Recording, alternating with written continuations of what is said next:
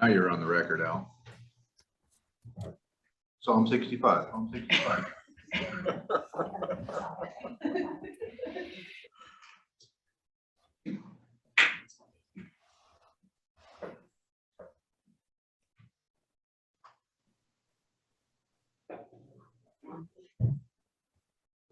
I'm not seeing Paul. Oh, okay.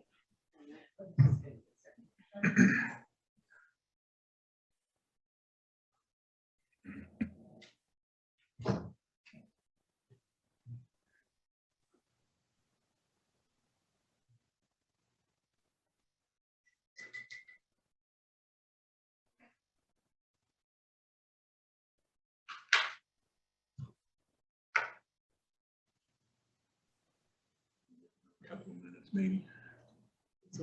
Give it another 2 minutes. couple of minutes. Yeah.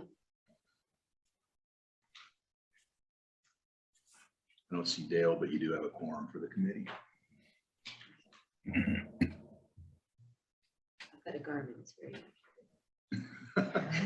Verizon tells me you got a couple minutes left. Probably not quite as accurate as your Garmin. depends on where the satellite is. Plus or minus 30 feet.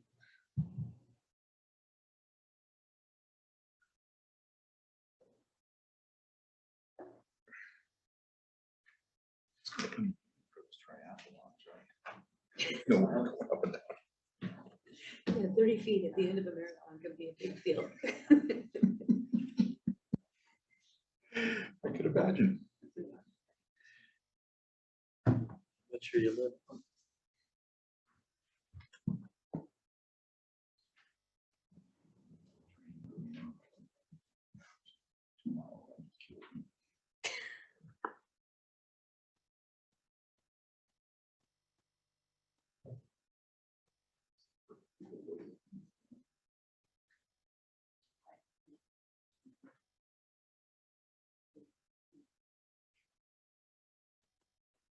Yeah.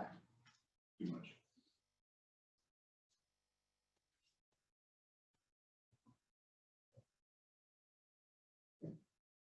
I didn't have to do it. You want to give Dale a minute or two to another minute? Looks like people are still joining them by Zoom.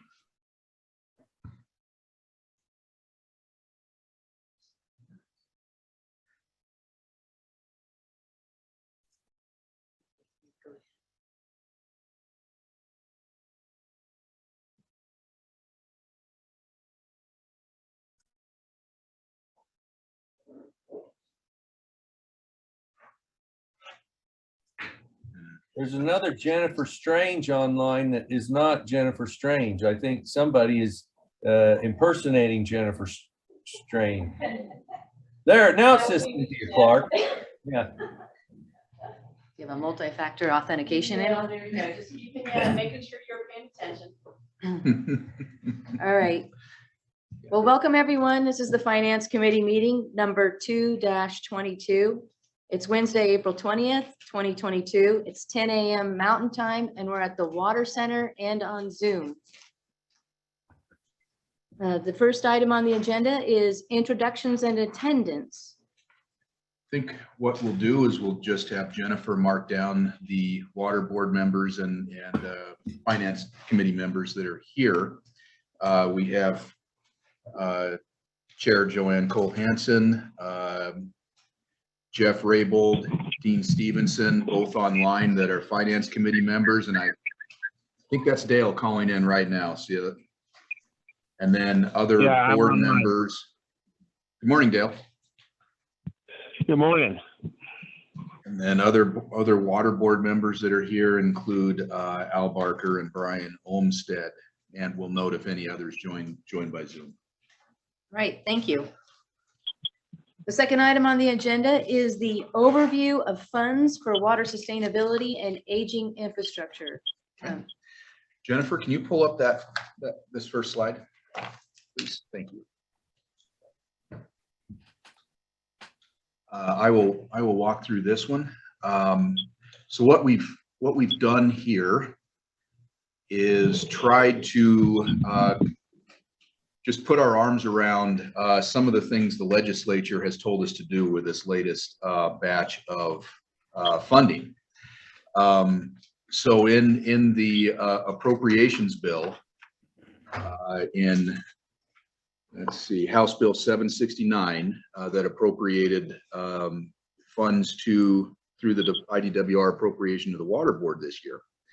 In Section 7 of that bill, the legislature talks about uses of these funds can be used for expenditures, loans, and grants for water projects to address water sustainability, and then rehabilitate and improve aging water infrastructure. And then the third category, which is flood management. There's already an earmark inside there of $1 million for the flood management. So as we look at this, say, okay, the legislature wants us to stand up a program to deal with rehabilitation of aging water delivery infrastructure, aging water infrastructure, as well as water sustainability projects. The legislation goes on to say the Water Resource Board shall develop criteria taking into account public's input for expenditures of money for grants, which shall be competitive, matching grants that prioritize projects based on the public benefits they provide. That goes on to talk about some of the considerations. And then they also say that no more than 1/3 of this appropriation, meaning the $75 million appropriation in general fund, shall be used for grants. Okay, so that does place a cap on the amount of grant funds. So taking into account, all of this direction that we see coming out of the legislature, what we've tried to do is put it on this one slide in a way that we hope is understandable to folks. I know it took us as staff, a couple of day sessions in this room, marking things down on a board to get to this point. By way of brief background, at the last hearing, the party scheduled. Sorry about that. Thanks, Jennifer. So the two items in the middle, as we look up at the top where we see Idaho Water Resource Board funding program, the two items in the middle already exist. So the standard loan program, which, the board approves loans for water projects, all the time, periodically throughout the year. And the flood management grant program, that's been a program where the legislature has appropriated funds on a one-time basis for the last couple of years, and then in this budget made it a permanent, ongoing program. And then the two items on either side, you have the aging infrastructure cost share and the regional water sustainability. So the way staff is viewing this is the aging infrastructure cost share, that would be grants or a loan grant combination, or maybe only loans, depending on how the criteria comes out. That would provide funds to rebuild or improve, rehabilitate existing water delivery infrastructure. So we're talking primarily what the legislature, I think, had in mind is primarily irrigation delivery infrastructure or water storage infrastructure. So this is, I kind of view this as my shorthand is let's fix your favorite headgate program. Okay, so we're talking about canal systems, headgates, drop structures, storage reservoirs, those types of things. Then the regional water sustainability category, on the other hand, we're viewing that as those are the big initiative projects that the state is undertaking. Those are the Anderson Ranch enlargements, the aquifer recharge programs for an entire aquifer, building the pipeline to the Mountain Home Air Force Base. Those types of projects that we think will move the needle and help achieve water supply sustainability in various places around the state. Okay, so we want to make that distinction between the regional water sustainability projects and the aging infrastructure cost share. And in staff's mind, and reading the legislative direction, these are two separate programs. Okay, so on one side we have, think of the Anderson Ranch, type projects, and on the other hand we have, the fix your favorite headgate type projects. And then we've got some bullet points there under those each of those categories just to provide a summary of you know, where we think this is, you know, each of those programs is headed. Then down under the bottom, we have funding sources. Now, the funding sources are not necessarily linked to one program or another. Some of the funding sources can be used for multiple programs. You know, for example, the second item, water management account, where we have, that's where the $75 million appropriation went. That can be used either for the aging water infrastructure program or for regional water sustainability projects. The revolving development account, of course, is the account where the standard loans come from. And then the board's secondary aquifer planning management implementation fund. That's sort of the operating fund for the existing aquifer recharge and cloud seeding programs and statewide aquifer monitoring and modeling. And then we have the ARPA funds. Those are the Federal American Rescue Plan Act funds, or really, you know, COVID relief funds that came to the state of Idaho that were appropriated to the Water Resource Board for water projects. That is $250 million the board will receive over the next 4 years. Those have to be used in accordance with the federal treasury guidelines. We've got a lot more clarity on these over the last several months as Treasury has issued their guidance. It's not a blank check because of that, but we know we can use those funds for the Anderson Ranch enlargement. We know we can use those funds for the pipeline to the Mountain Home Air Force Base. We're relatively confident we can use those funds for aquifer recharge. Beyond that, it gets a little less confident. There's some tie-ins to you know, water quality and so forth that we may be able to you know, add other projects onto that ARPA funds list. So that's a brief summary of this first slide, and I'm hoping it helps clarify things for folks. And I would ask if any of the committee members or board members have any questions. Committee members, does anyone have any questions over this slide? Joanne, this is Jeff. It's a great slide. It really, in a snapshot, encompasses what we have available, and I appreciate staff putting it together for us. Thanks, Jeff. Are there any other board members that have comments? Al? Brian, the water management.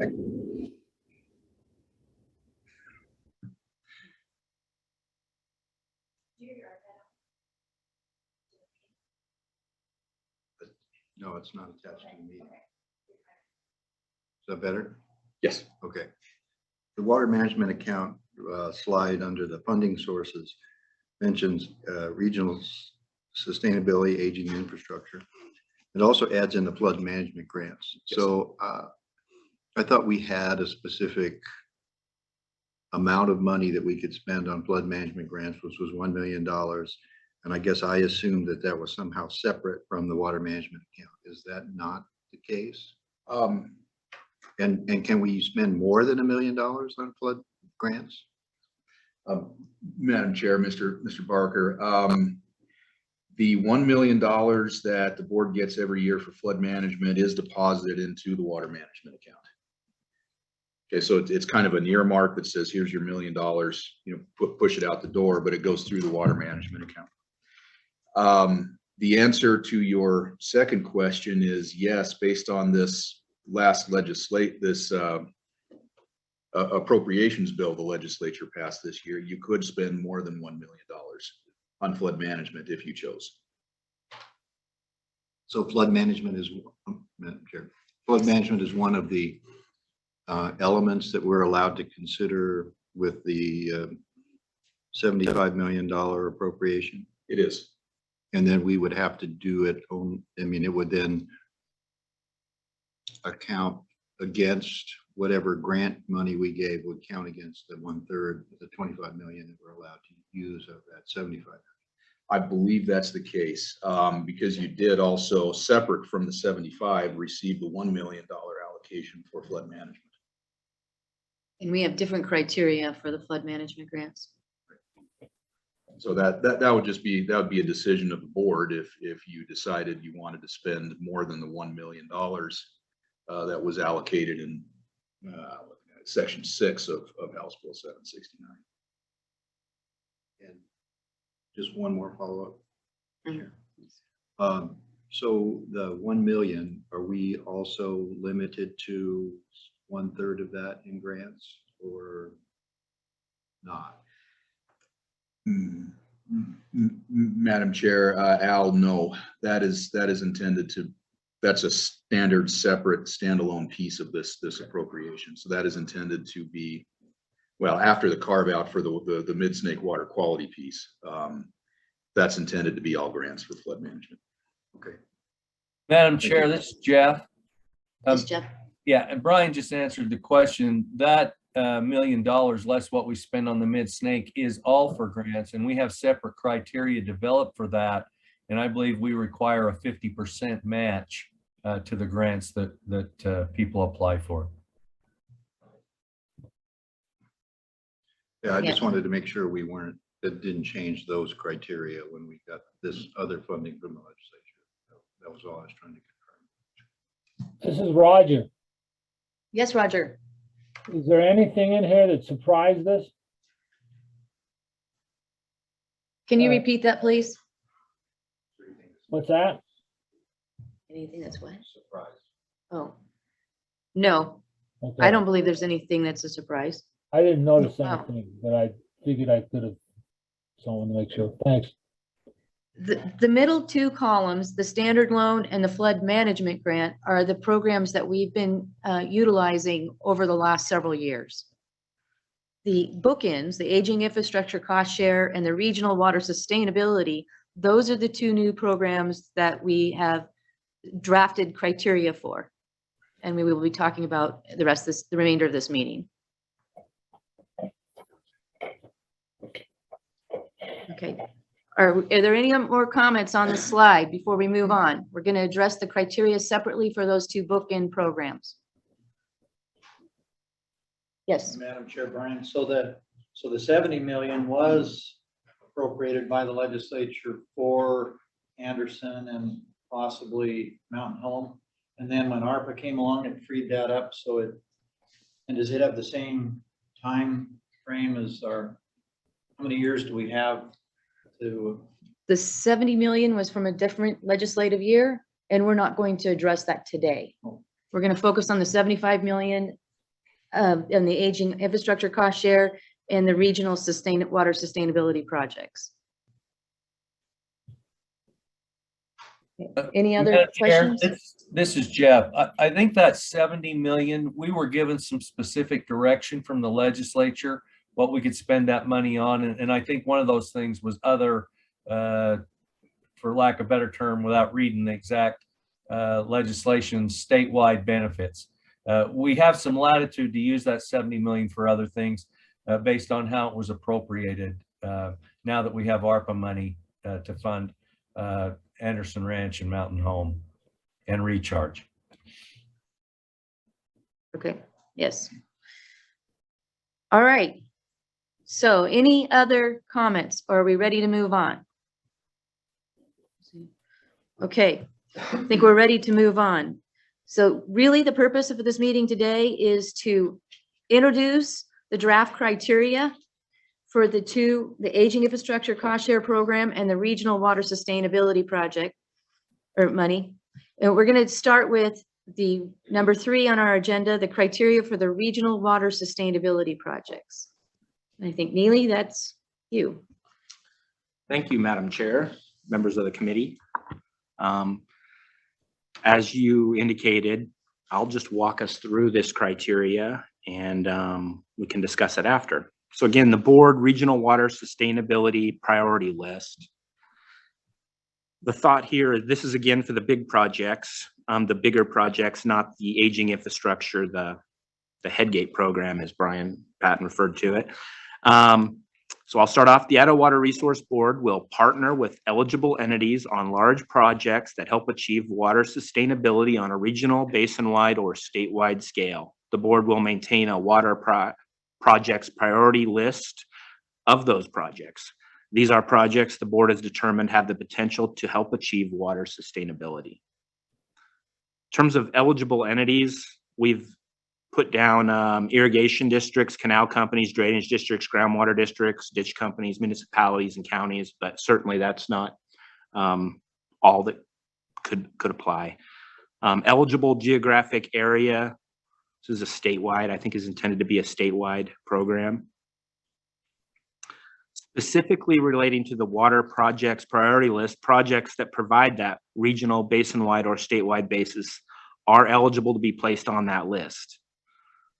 The plan or the proposal is that that list would be updated annually at the regularly scheduled January meeting of the board, and then that projects would be prioritized by the readiness of the project to proceed. Getting placed on the list is not a funding commitment, but rather a recognition that the project has the potential to help achieve water sustainability. Each project on the list is unique and will have its own implementation timeline and milestones. So we did not put in any 1-year timelines or 2-year or any sort of milestone specifics because they will all be different. And then lastly here, we've developed a section here, project consideration process, and some possible metrics for qualification and tier prioritization, demonstration of the regional benefits, demonstration of broad stakeholder support, provides resolution of longstanding or anticipated water use conflicts, relative economic and public benefits, and or it improves water sustainability and resiliency. And then again, project readiness may influence how high it moves up on that list. And with that, that's the extent of how much we flushed out in terms of a criteria for this regional water sustainability. I'd say that a lot of the information that was put into this came out of those staff discussions where we flushed out the information for this slide, but also in talking with a few of you independently, getting some of your feedback. So with that, I'd stand for any questions from the committee. Okay, before we ask from questions from the committee, I do, if none of the committee members object, I'm going to request that we put this criteria out for a public comment for a period of 30 days, beginning April 21st. So knowing that, if the public wants to comment and anyone on Zoom would like to comment on this criteria, please put your name in the chat box and we'll call on you after we hear from our committee members and then our board members. So so are there any committee members online or in the room that would like to comment on the criteria for our regional water sustainability priority list? Madam Chair, this is Dean Stevenson. Yes, Dean. I think your idea of putting out the public comments is a great idea. I think that when we're going to see how all this works out, I think they staff did a great job of putting this together. And I think that's a pretty good way. With public comment, we'll see what works for some folks and what doesn't. So I think that's a good idea. Thanks, Dean. Are there any other comments? Madam Chair, this is Jeff. I'm good. I appreciate Neely's work on this. Bill, do you have any comments?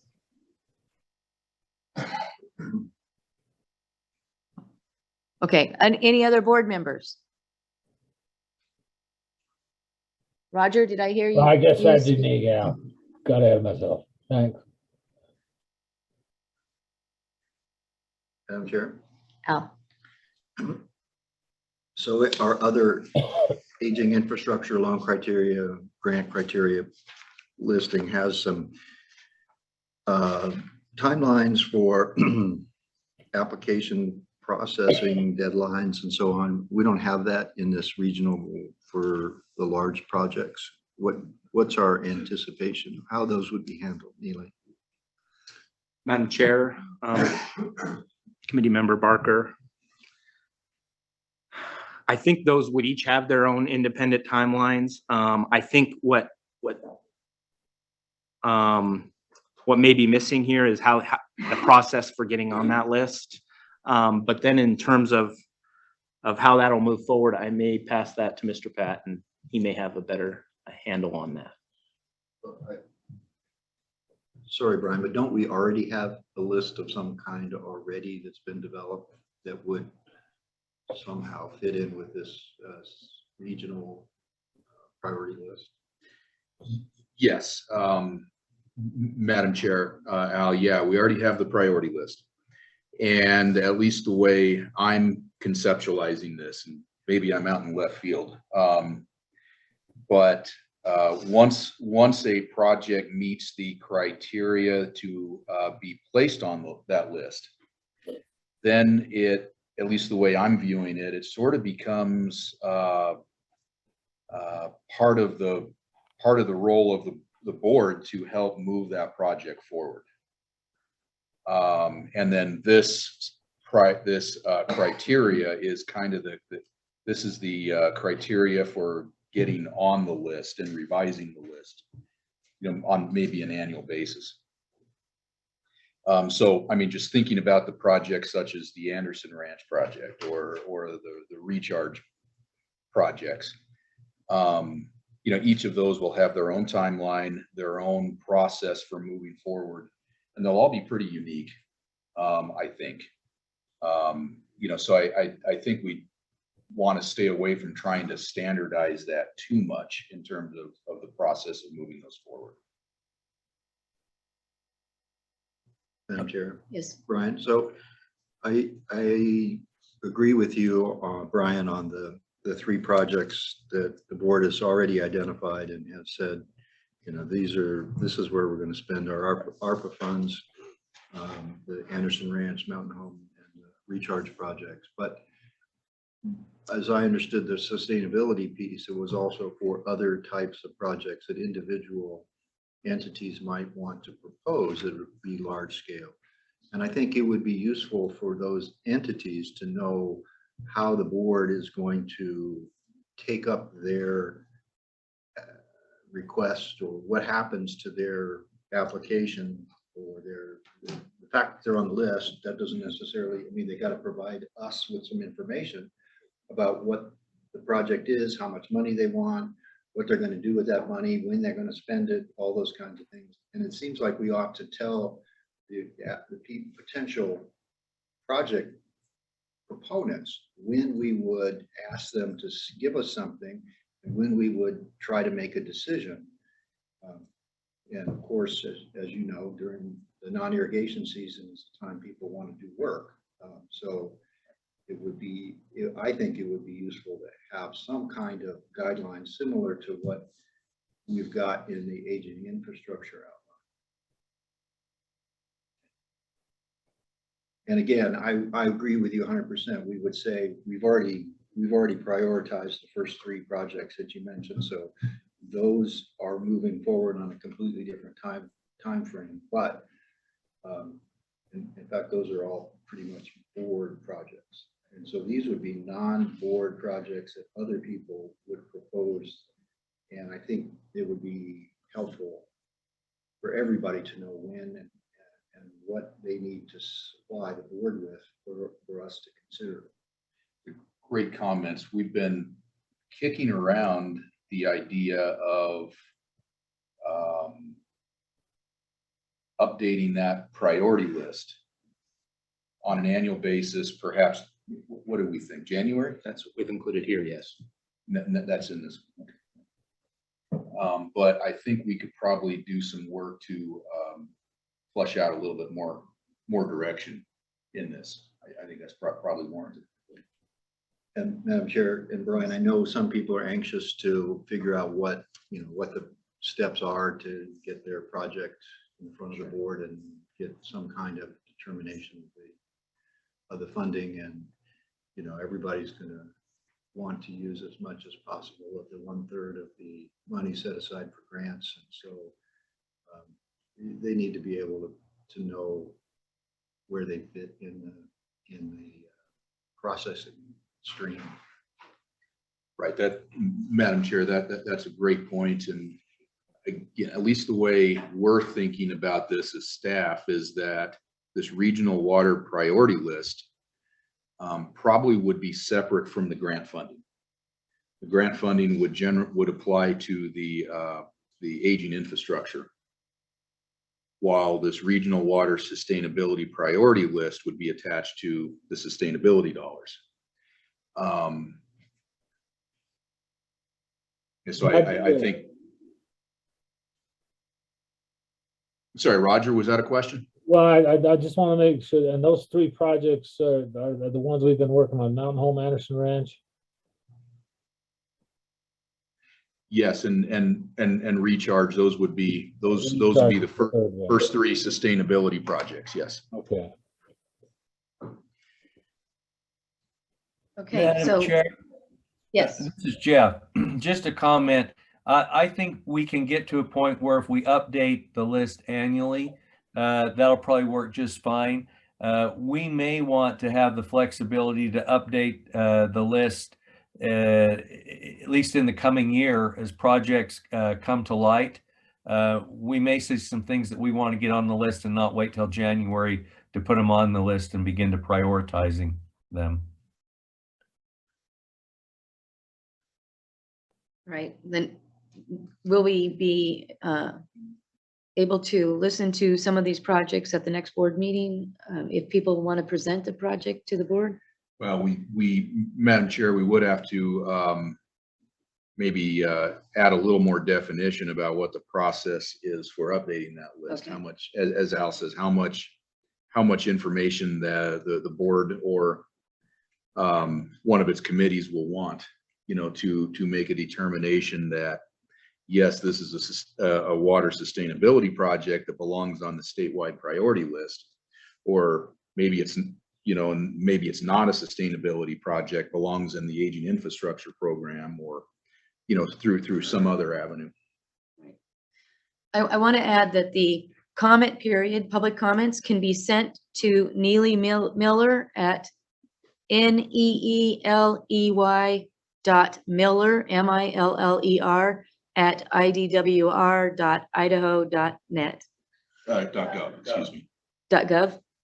.gov, idaho.gov. Sorry about that.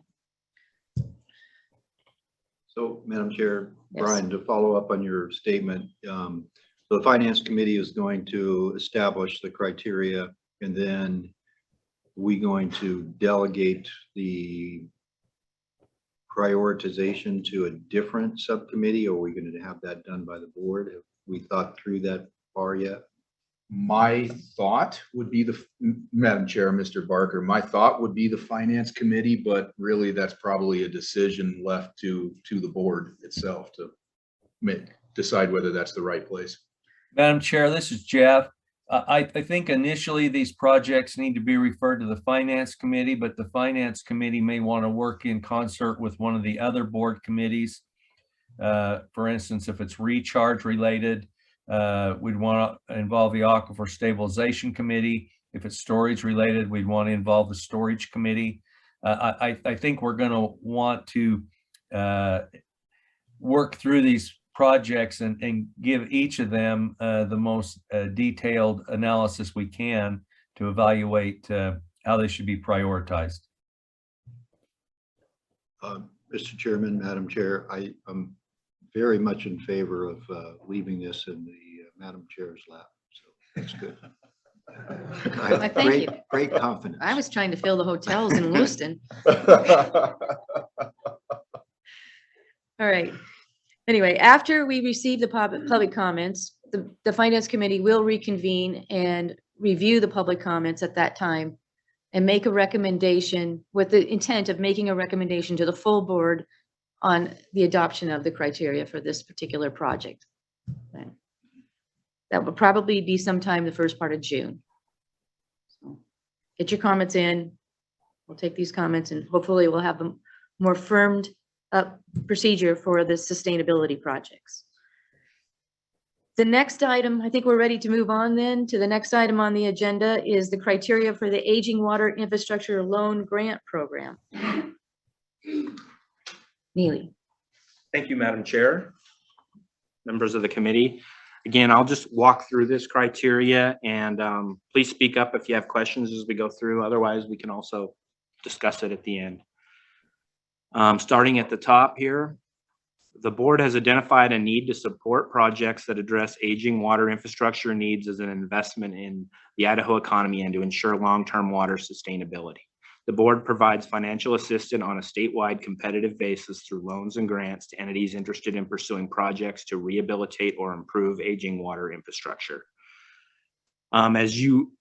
This committee is aware, the board has previously defined aging water infrastructure as any project intended to address the repair, maintenance, replacement, or improvement to an existing infrastructure that supports water delivery, storage, treatment, or application of water.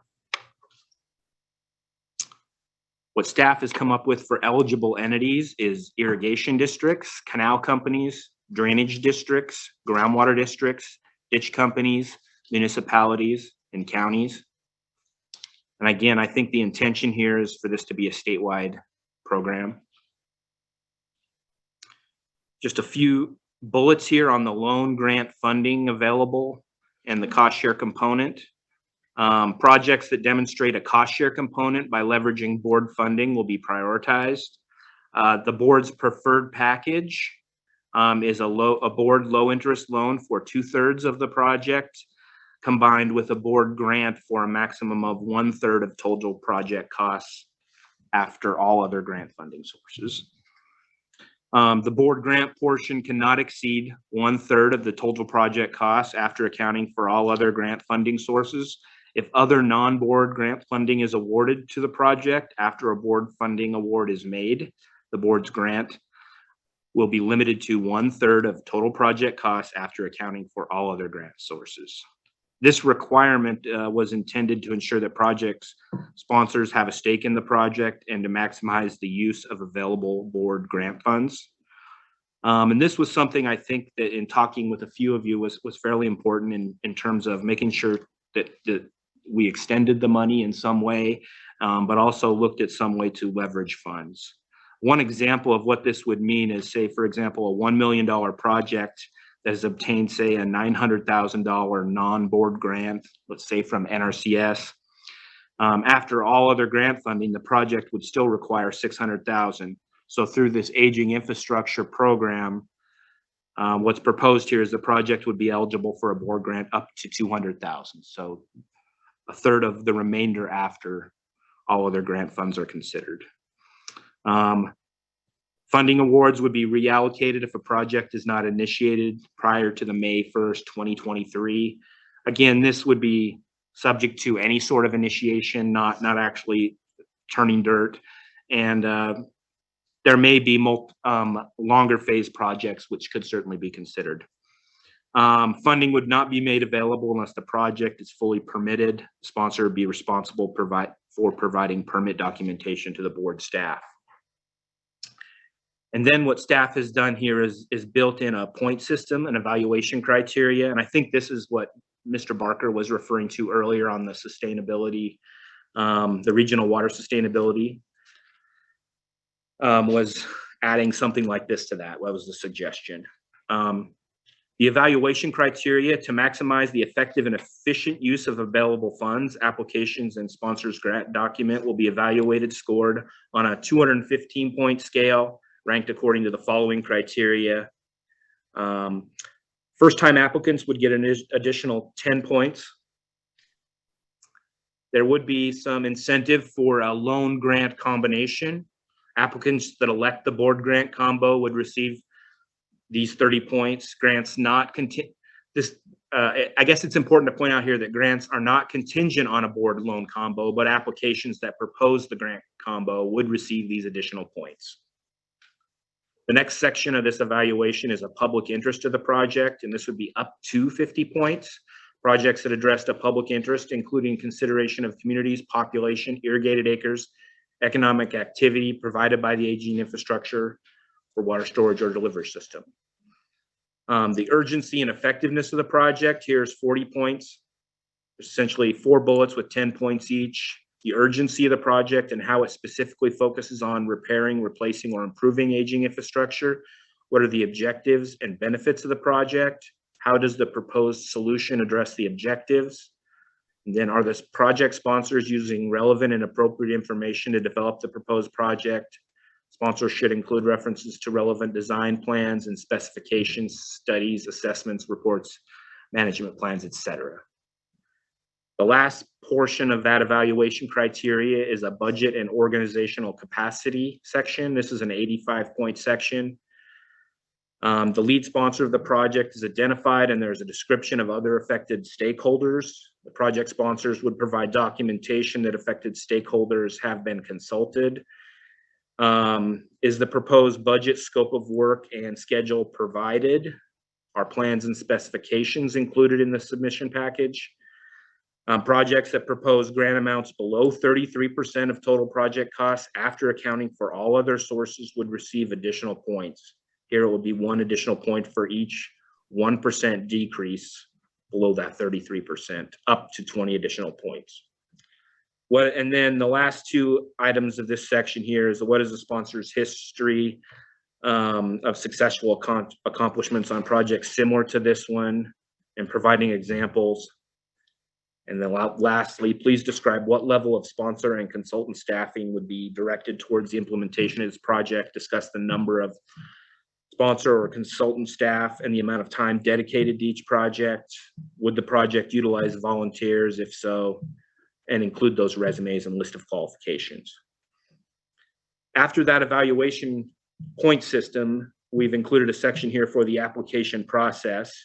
And the proposed application deadline would be August 5th, 2022. So that would be later this summer, shortly after the July board meeting. And what staff is proposing, that project funding recommendations would be made in early September at the board's finance committee, and that potentially the board could make funding awards for aging infrastructure at the September board meeting, which I think is scheduled for mid-September. Just a couple more pieces of this criteria. The loan grant implementation process. Following an award, loan and grant contracts will be developed, and funds will be distributed and or reimbursed per those contracts. And then lastly here, the board districts, staff is proposing that no more than 50% of the total budget may be spent within a single board district.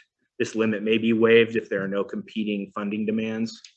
But I think this is a way to make sure there's some geographic balance on that. And so with that, I would stand for any comments or questions, Madam Chair. Okay, thank you, Neely.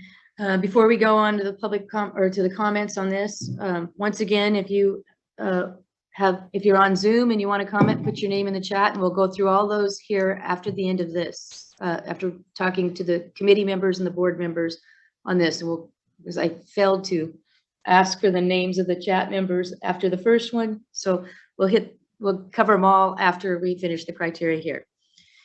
But if none of the committee members have an objection, I'm going to request that we also put this criteria out for a 30-day comment period, beginning April 21st. And once again, send your comments to Neely.Miller, and that's Neely with 3 E's, .Miller at idwr.idaho.gov. Okay, with that, are there any committee members that have any comments or questions about the criteria? Madam Chairman, this is Jeff. I think it all looks really good. I know you and staff have put a lot of work into this, and I appreciate it. Just a procedural question.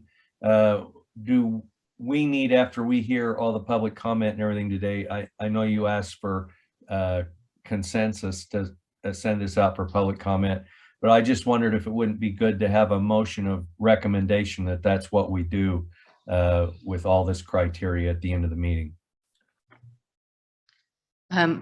We can. As a committee member, are you making such a motion?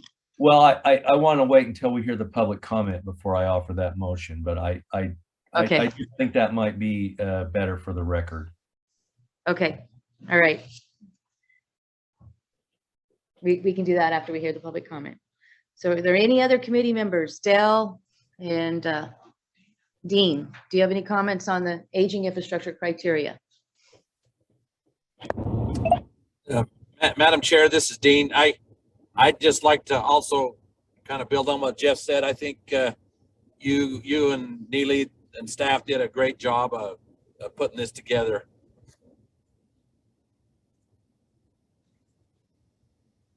Thanks, Dean. Dell, do you have any comments?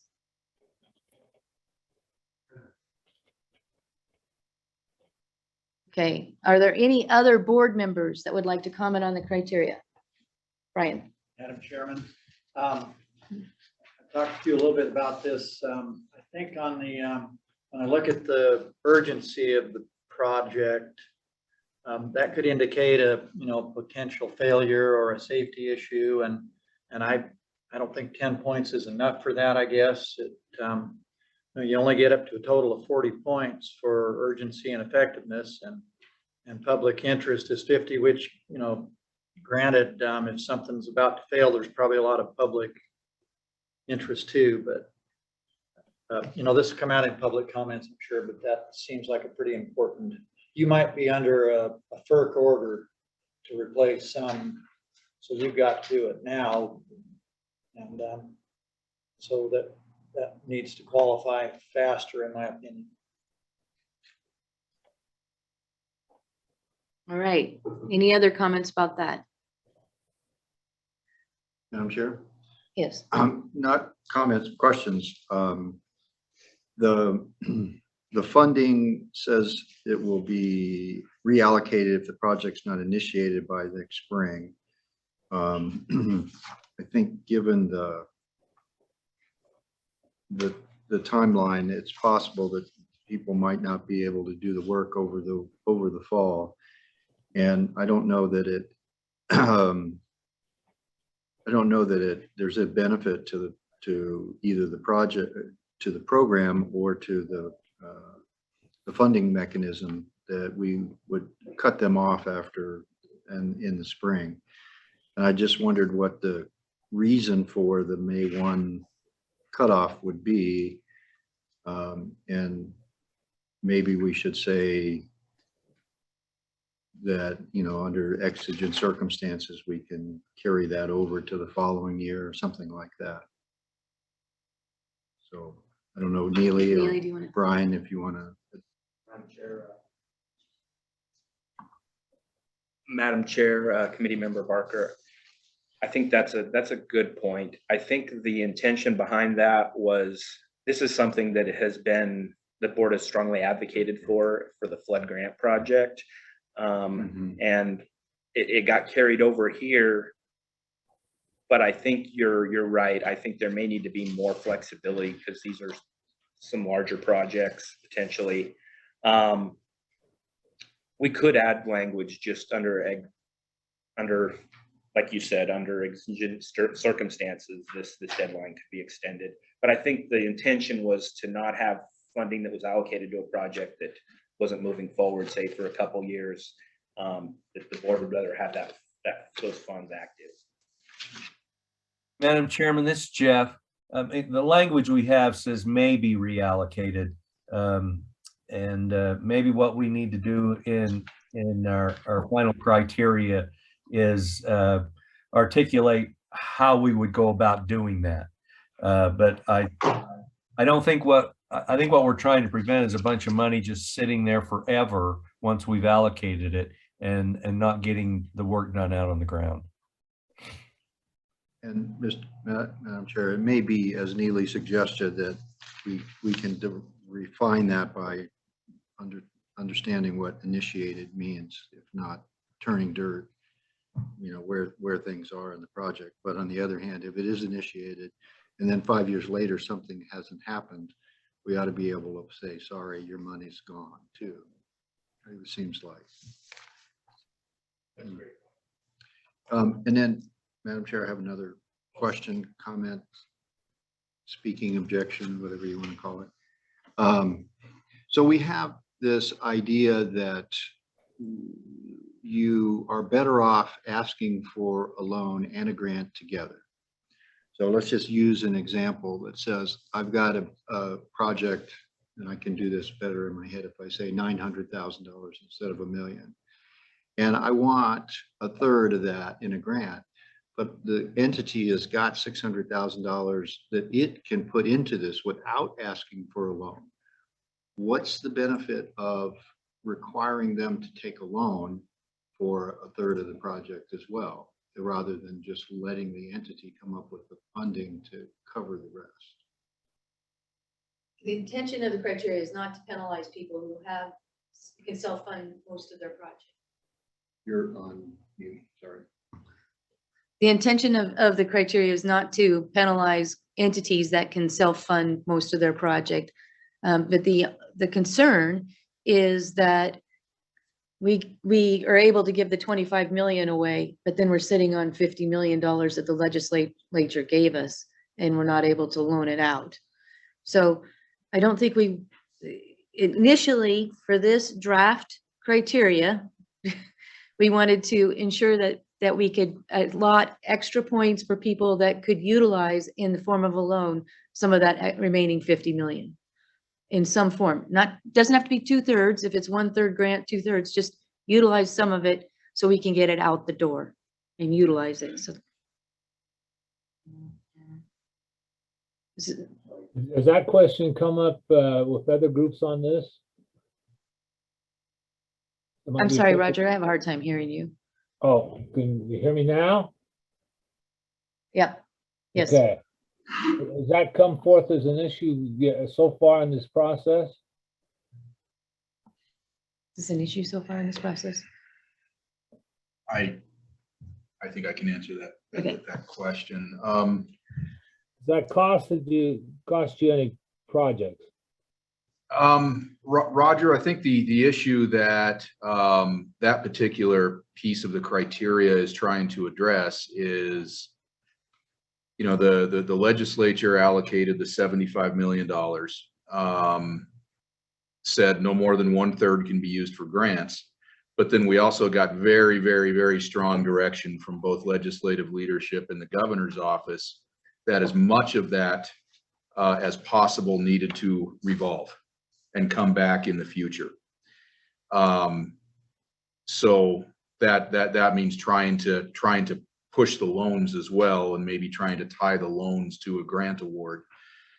Don't necessarily want to penalize people if they can bring their own cash to the table or other funding sources. But I do think we, at least staff's consideration was maybe you incentivize that. Now, I have to be honest, I've gone back and forth over this particular issue about a dozen times, as Neely will account. And I've changed my mind on this particular issue, you know. Also, it's kind of a tough one, because we don't want to penalize people, but I think we also want to respond to that legislative and governor's direction to make as much of this block of money as possible revolve. Okay, that helps me. Thanks. Madam Chairman, this is Jeff. I have to issue a disclaimer. I did not plant that question with Al. He came to that of his own. But I just sitting here thinking about it, I'm wondering if we haven't set what the interest rates might be on this aging infrastructure program that we're currently developing. We currently have some discounts in place in the revolving development account for shorter term aging infrastructure projects. We're going to have to look at how we develop the interest rates. Maybe we score them the same, but to the degree someone involves a loan in conjunction with the grant, there's an incentive with a lower interest rate or something to that effect to make sure that if people are seeking funding, that they take advantage of these monies rather than going to other sources for loans.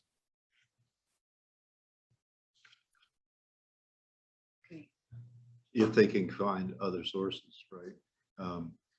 So I guess in listening to the discussion, Madam Chair, I think that maybe it's a good idea to leave it the way it is. And if we find in the future we're not getting the applicants that we need, we can modify the criteria in the future. This is the first time we've done this, so let's be willing to be,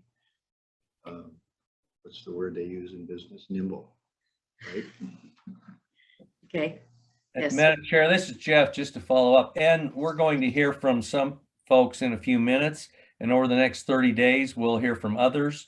We put this out and let a lot of people think about it and get back to us. They may be able to help us refine this area as well as the rest of the criteria in the program, and we can come out of the gate more fully prepared to make the program successful. Excellent. That it is what we need to do, is hear from the public on how the people that are close to these projects anticipate the loan portion, if it would fit with their program or if not, or an interest rate, how that would work. So, and currently in the revolving, just so that we can revisit the revolving loan account interest rate, if your project is for aging infrastructure and it's got a term of 15 years or less, then you can qualify for 80% of the prime rate. The prime rate as of April 1st was 3.5. So the 80% would be 2.8% interest loan. Okay. So we've heard from the committee and the board members. We feel that maybe potentially we need to revisit the point allocation for the urgency and effectiveness of the project, that maybe that needs a little bit more weight. And that there's some question about whether or not there should be extra points for a loan grant combination. So let's visit anyone in this room. Does anyone in the room, let's go with the live people here. If you want to comment on either one of these two programs first, let's hear from you, and then we'll go to the chat. John raised his hand first. John Simpson.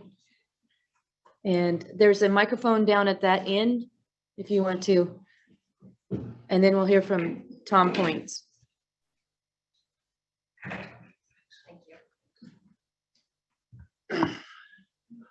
Thank you, Madam Chairman and committee members. Just a couple quick comments, perhaps, and both on the regional water sustainability priority list. And the first is making sure that the public knows the priority list that exists today. So perhaps if when you post or whatever these ideas, that you can identify that this is the list that we have to date, and maybe just provide some detail on it, like i.e. on Mountain Home, Anderson, and the recharge, that those are already identified. But I'm a little unclear about what that list is to date. That'd be helpful for at least myself, if not, I think others.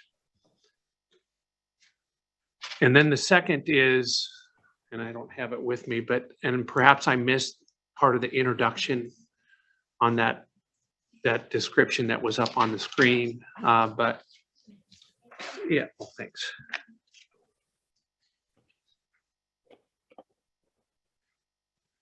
That was, you had one of your, I guess, proposed considerations was provides resolution of longstanding or anticipated water use conflicts.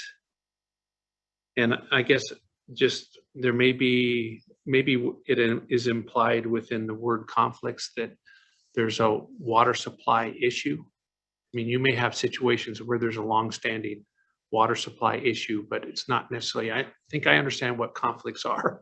That's what attorneys deal with all the time, unfortunately. But you may have a water supply issue that's longstanding, but someone brings a proposed project to resolve that. I mean, obviously I could think of groundwater management areas right now where you may have some parties that bring a plan to resolve a groundwater management area issue, but it's not necessarily a conflict. That is, there's not litigation or administrative action. So those would be the two comments that I would have initially in listening to what's been proposed today. Thank you. Thank you, John. Tom?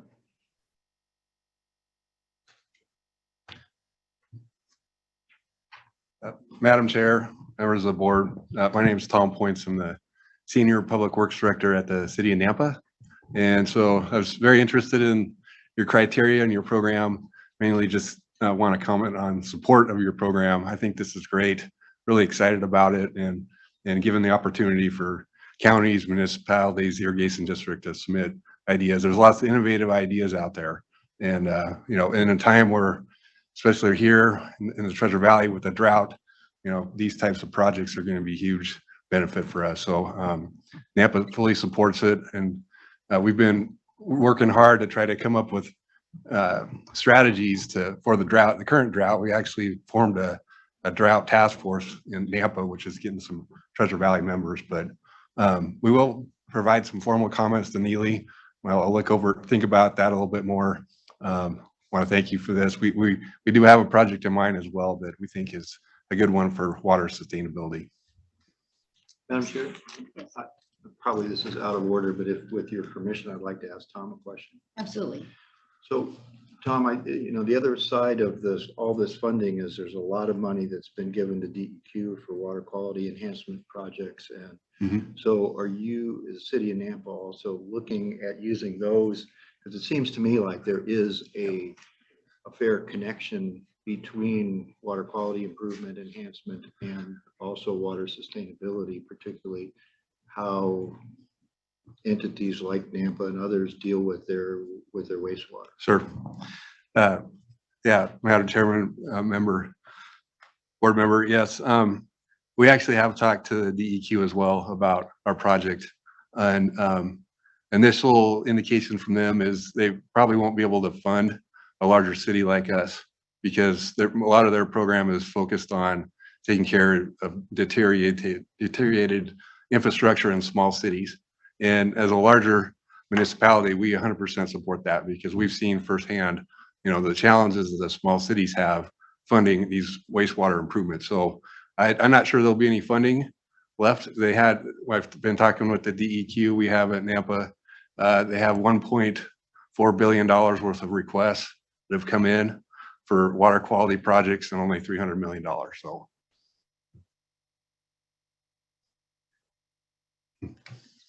That financial information is helpful in understanding where they're at. Thanks. I'm sure Mr. Barker, we do staff work with the funding, Interagency Funding group with DEQ, USDA, all the other entities who provide funding, including DEQ and their ARPA funding. So I do have, you know, I have seen some of the projects that they are funding and the types of things that they are awarding. If you have interest in. So, Madam Chair, again, Kayla, that's a great idea, but it seems like one of the things that we might be able to do is if somebody comes to us with a project that may be better suited for DEQ or somebody else, some other entity with ARPA money or other federal money, that we could direct them in that fashion, either informally or through our guidelines. Because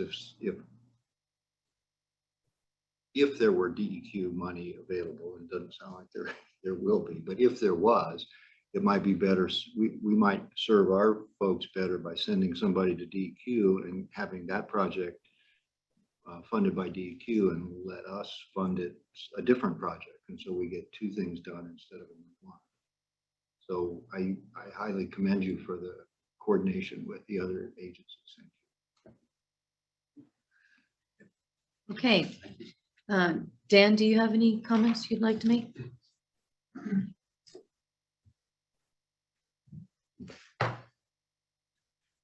Good morning, Madam Chair, committee members. Thanks for the opportunity to learn about the work you're doing to make this funding available for our water users in the state of Idaho. Your work yours and staff is greatly appreciated. Questions, and I think I might follow up with Brian and Neely as I have in the past with other grant programs to dig in a little deeper. But in the aging infrastructure criteria paper that you've shown, I don't see any indication of what information an applicant would be required to submit in an application. I'm wondering if I'm missing it, if it's there and I don't see it, or if that's been developed or is being developed concurrently with this list of criteria, and will the information required of an applicant be distributed for public comment? It's a little bit hard to, you're evaluating criteria a little bit in a vacuum if you don't know, one, what information is important in an application, and then another consideration is how can the funding be used. So, for example, the water quality program for agriculture, which is again funded this year after many years of not being funded.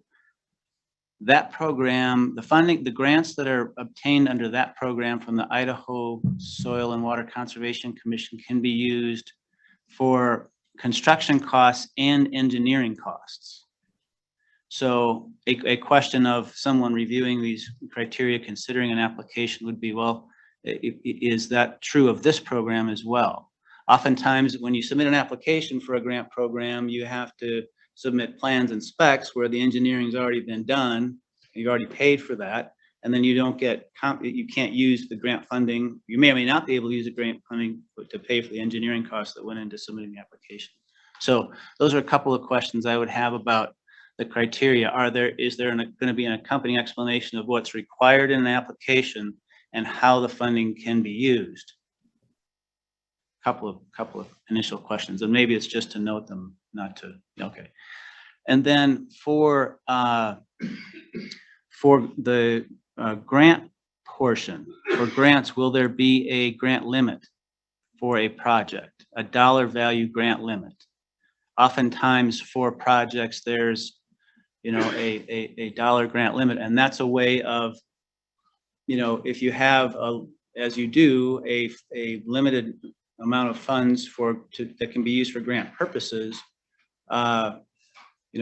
being able to allocate that among a greater number of projects. So if you have $10 million and you have a $100,000 limit for grant, then you do the math, and that could be a way of one way of addressing the question of I don't know if encouraging is the right term or the word to use, but directing people toward loans and directing people toward grants. If you can find, if the max amount you can get for a grant is X and your project is a much greater value, then you may be more inclined to apply for a loan, if you see what I'm getting at there. Okay. I find the regional sustainability grant process a little confusing at this point.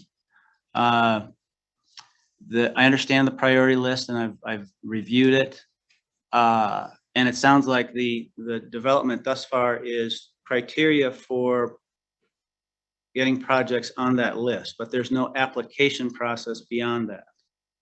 Is that correct? There will be no separate application submitted for a grant and or loan for a regional sustainability project other than getting on the list. Yes, that is the way it is right now. Okay. As I said, I've been thinking about this stuff, as some of you know, a lot, so I could probably take more of your time than I would like to, but I wouldn't mind, Brian, if you don't mind, following up with you. I appreciate the time. Yes, we look forward to the comments in writing. And are there other people in the chat? Looks like John Hafen. Okay, John Hafen, are you online? Would you like to comment on either one of these programs?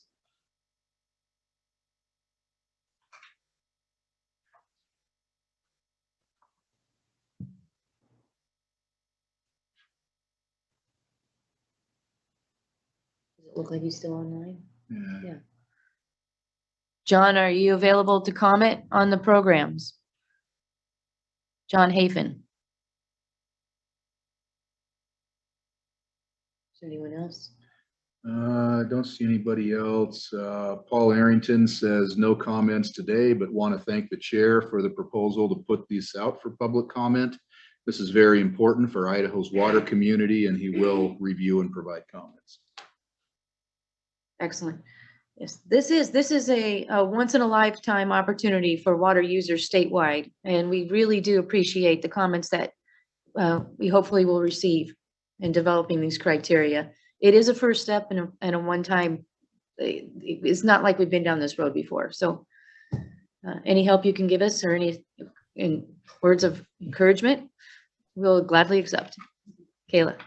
Madam Chair, I have a question for you, and this maybe, so John Keegan is the district manager for the King Hill Irrigation District, and I know one of the questions they have, since they've already been approved for a loan and that project has not been started, are they eligible to apply for a grant? And have that existing loan already approved, considered in the eligibility for this?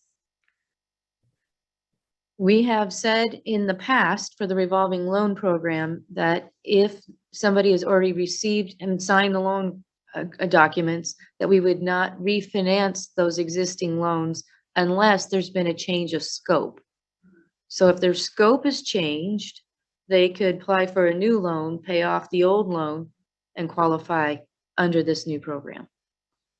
So if the loan hasn't been taken out or used for any projects, could they apply for a grant and just not take as much of the loan? So they wouldn't necessarily be refinancing the loan. It's already at the aging infrastructure rate. So the rate and term would stay the same. They would just take less amount for the loan if they were eligible for the grant. So could they apply for the grant, use their approved existing loan, no changes to that existing loan, but they would just reduce the amount if they were afforded. I think we need to talk about this in not outside of the public meeting, because there could be others that would be concerned about that. Yeah. This is Roger. I have another question, if I may. Yes. Has there, and you may have just answered it for me, has there been much feedback from cities? I know Nampa's there today, and counties about using this money for projects? We just introduced the criteria today. So the cities haven't had really much of an opportunity to comment on it. Most of the cities received separate ARPA funds. I'm sure the city of Nampa probably did. And Madam Chair, a large share of the state's ARPA funds eligible for water type projects did go to the DEQ to help increase the amount of money they have in their what they call their 2 SRF funds. So I think actually a larger amount than the water board got actually went to DEQ to bolster their ability to handle those. But as we've heard, I think their expectation is, and I've heard this from DEQ directly, is that all of that will probably be taken up with the smaller scale cities and towns before they get to the Nampas and the Boise's and the Idaho Falls type cities. Okay, thank you. Madam Chair, this is Jeff. Just thinking a little bit about the question, what if someone has already applied for a loan or is in the throes of starting a project, initiating a project, what would their eligibility be for some grant money? I think let's give this 30-day window for public comment and opportunity to work and see what kind of comments we get from the community that's going to want to access these monies and see what kind of suggestions we get. We may be able to accommodate some of that. I don't think we want to allow for grant money to go to projects that are already done. But I guess I would have a little bit of leeway in my mind to help someone who was out working, trying to get a project started and on the way to completion versus quite a few who I believe have been sitting around waiting to see whether or not there would be a grant program versus taking out a loan and getting started on a project. So I think we may need to see if there isn't a way we can develop some criteria to allow that without allowing for any abuse to creep in to how these funds are allocated. Yes, okay. I think it's an excellent comment. We do. Oh, we do. I got a note from John Hafen. Okay. He's eligible. He can comment now if you'd like his comments. Okay, John Hafen, I understand that you're available to comment. Would you like, if you're on Zoom, would you like to comment now? Yes, I would. Sorry about that. When I went to hit the mic to unmute, Zoom took over my screen and ran a big advertisement. It took a while to get out of that. One, I would like to thank you for letting me be a part of this, Madam Chairman and the board. You have worked with us very much and we appreciate that.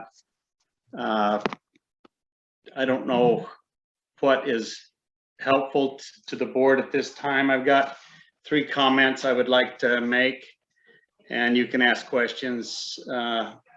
We went to Elmore County and asked for help with their ARPA funds, and they basically told us we needed to look somewhere else, that they're allocated out.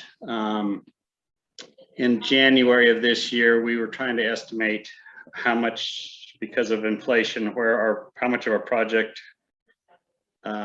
cost had gone up. In January, we thought it would be roughly 35%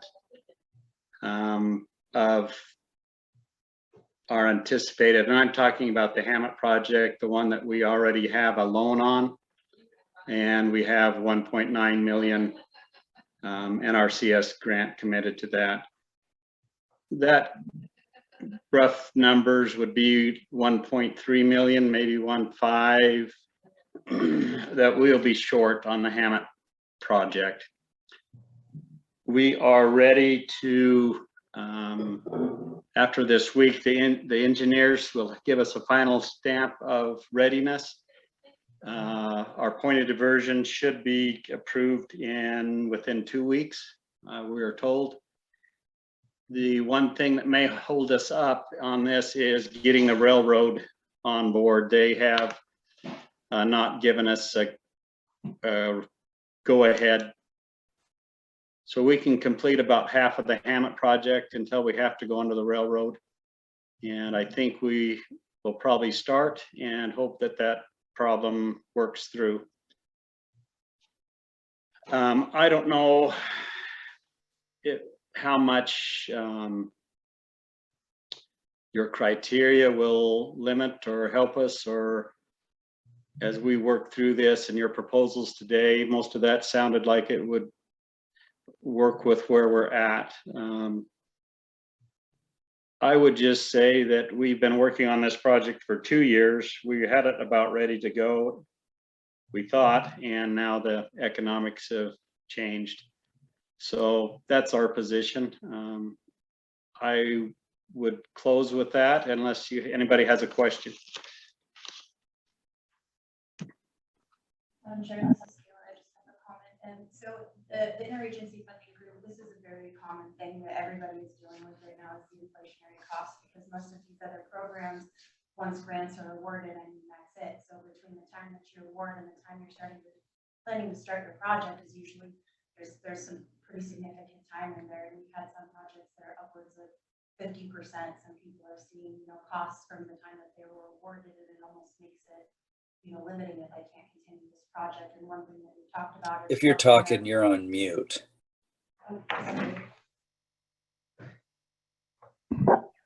Yes, I could not hear that. I apologize, John. I'll start over. So we have an interagency funding group that we work with, and this is a very common theme for everybody who's providing different types of funding, is the inflationary costs, because once grants are awarded, between the time of that award and the time project is ready, is shovel ready to go into the ground, costs have exceeded so much that they don't have any, it's well over contingencies. So one thing that a lot of different people are considering is what type of contingency limits are we going to allow in these grants to account for that, or what's going to be our response or mechanism, if inflate costs have gone up so much that it's now hindering the project from being able to move forward. So it's more of a comment, just something that, we should consider moving forward in these criteria. This is very common for a lot of people, and it has been hindering for a lot of different projects that have already received awards. I would like to make a comment on that. As a board member and the finance committee member, I would like to see that we allow a 30% contingency on these projects, but that the contingency has to be there has to be prior written permission to use the contingency before you dip into it. So it's not a given 30, you're not going to get 30% extra in your project grants, but we'll hold the reserves money for these price changes in these coming years. That would be my comment.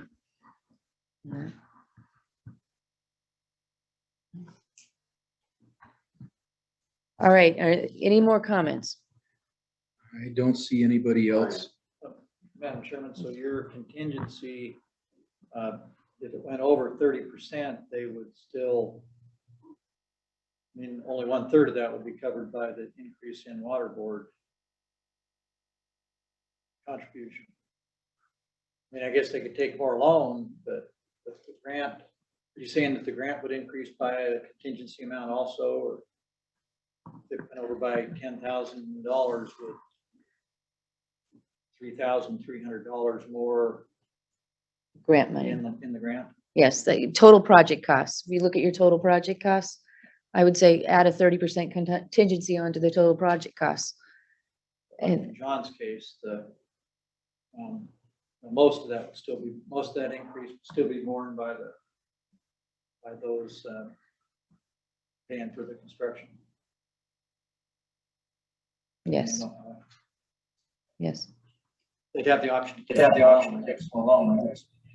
right, right. Madam Chair, this is Dean. I'd like to make a comment. Hi, Dean. Yes, Dean. Yes, Dean. Okay, I agree. I agree with what you said on the contingency. I just think you got to be really careful about that, because all of a sudden you're going into your financing with a variable that you really can't define. I mean, you know what that percentage is, but you'd have to be really careful that all of a sudden you could run out of money pretty fast. So I agree we need to work with that because of the rising costs, but also we need to look really careful at how that, because that's all of a sudden everything goes up 30%. It could be ugly as far as our ability to maintain our funding. So, Madam Chair, this is Jeff. Just to clarify, so I have it right in my head what I think you just said, which I believe I agree with, is that an applicant would be able to build in a 30% contingency into their project cost. But to receive funding beyond the projected project cost to go into that contingency, they would have to come back for a second approval by the board. Yes, although I'm not sure that the second approval needs to necessarily go to the board. It could just go to the administrator of the loan program. Okay, all right, and I'm probably okay with that too. But I that way, if these projects do cost in excess of what the projected costs are, we will have the money reserved for that, both in the form of a loan and a grant, until we see whether that project is coming in at budget or an incremental amount above budget.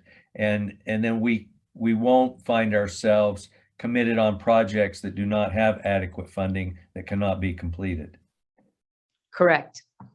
Okay, I like that, but I do think there has to be some overview of, if we're going to allow that broad of a contingency, how that contingency might be spent.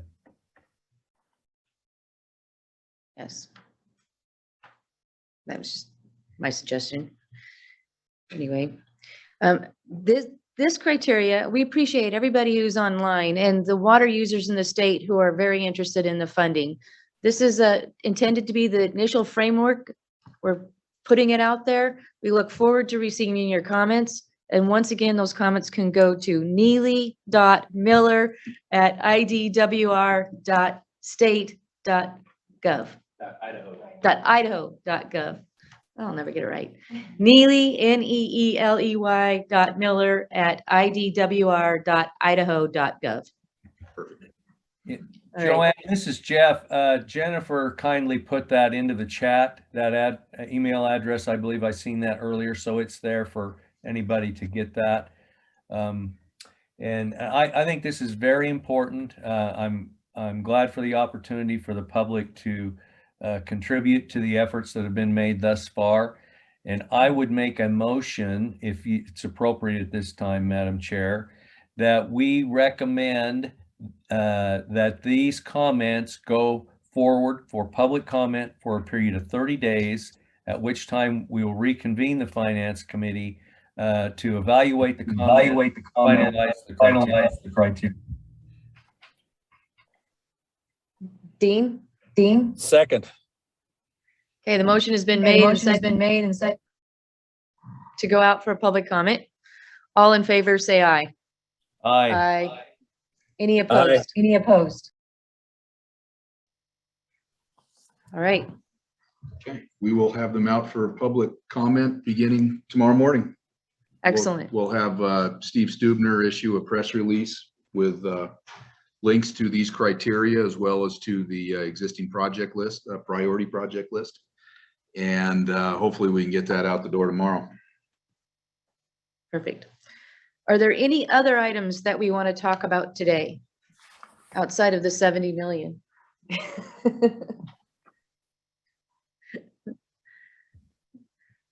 Okay. Madam Chairman, sorry, I forgot, but I talked.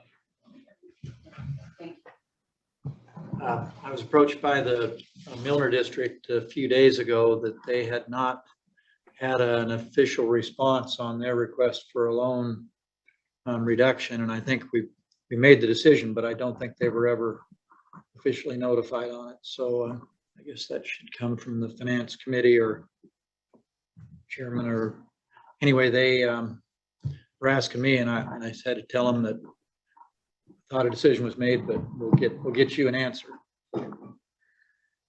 Madam Chair, this is Kayla. I believe I did respond to them actually with a copy of the resolution that was passed in November stating that the board had taken a position not to entertain those. And I did let them know that they are still welcome to request that of the committee, but that for now that was in resolution and they were given a copy of that resolution. Okay. Oh, excellent, thank you. So the purpose of this criteria is to try to spread the money out to as many projects as we possibly can. Idaho Water Users Association has put a list of projects together that is extensive. And we've all heard from our water users in our local areas that they have projects. And so the goal of the criteria, as you make your comments, is to try and, as Mr. Stevenson pointed out, try to spread out the grant money as far as we possibly can, so we can touch as many projects as possible. With that in mind, I entertain a motion to adjourn. So moved, Madam Chair. I think that was a motion in the second. Okay, all in favor, say aye. Aye. Aye. Opposed? We're adjourned. Thanks for making the trip, Joanne. You did a great job today. Thanks. Yeah, Well, good we job. found our holes. Good job.